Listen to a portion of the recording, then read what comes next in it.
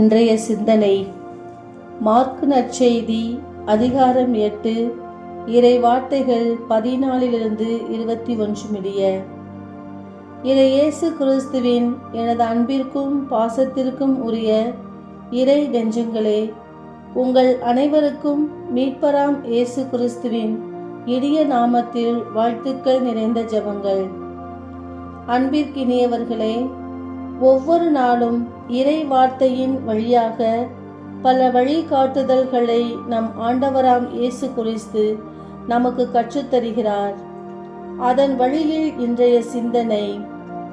இன்றைய இறை வார்த்தையில் 3 முத்தான படிப்பினைகளை நாம் சிந்தித்து வாழ அழைப்பு விடுக்கிறார் நம் மீட்பராம் இயேசு கிறிஸ்து. 1. கவனமுடன் செயல்படுதல். இன்றைய நாளில் மற்றவரை பற்றி கவனமுடன் செயலாற்றும் நாம் தனிப்பட்ட வாழ்வில் கிறிஸ்துவின் படிப்பினைகளை பின்பற்றி வாழ்வதை கவனமுடன் செயலாற்றிட மறந்து விடுகிறோம். காரணம், உலக நாட்டத்தில் நாம் அதிகம் கவனம் செலுத்துகிறோம். 2. புரிந்து செயலாற்றுதல். இன்றைய சூழலில் புரிந்து செயல்படுதல் என்பது முற்றிலும் குறைவாகவே காணப்படுகிறது. ஏனென்றால் நமக்குள் இருந்து செயலாற்றும் ஆணவம், அகங்காரம், கோபம், வீண் கர்வம் இவைகள்தான் நம்மை ஆட்டிக்கொண்டு வழி நடத்துகின்றது. ஆதலால் தான் நாம் மற்றவரை புரிந்து கொள்ள வேண்டும் என்ற அவசியம் எனக்கில்லை என்ற வீரவசனம் பேசிக்கொண்டு புரிந்து கொள்ளும் தன்மையை புதைத்து விடுகின்றோம். 3.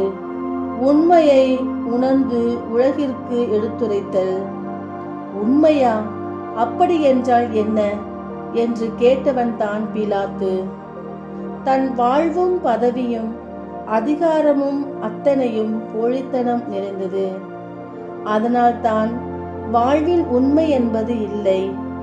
ஆதலால் உன்னதராம் இயேசு கிறிஸ்து உண்மையை எடுத்துரைப்பதும் உண்மைக்கு சாட்சியம் பகரவும் உண்மை நிறைந்த அரசாட்சியை நிறுவுவதான் தன்னுடைய லட்சியமாக கொண்டிருந்தார்.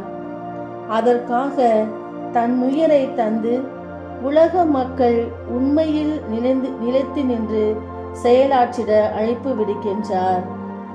ஆம், அன்பிற்கினியவர்களே, நமது வாழ்வில் கிறிஸ்துவின் படிப்பினைகளை ஏற்று நாம் எந்த அளவிற்கு கவனமுடன் செயல்பாற்றுவதிலும் மற்றவர்களின் உணர்வுகளை உணர்வுபூர்வமாக புரிந்து கொள்வதிலும் உண்மையையே எடுத்துரைப்பதிலும் நாம் மீட்பராம் இயேசு கிறிஸ்துவை போல் நம் வாழ்வில் நடைமுறைப்படுத்த தயாராக இருக்கின்றோமா?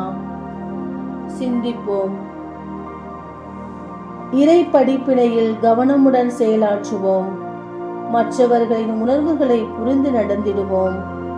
உண்மையை திறம்பட எடுத்துரைக்கும் பிள்ளைகளாக வாழ, உண்மைக்கு சாட்சியம் பகரும் அன்பு சீடர்களாய் வாழ தொடர்ந்து ஜெபிப்போம். இறை ஆசி பெறுவோம். ஆமேன்.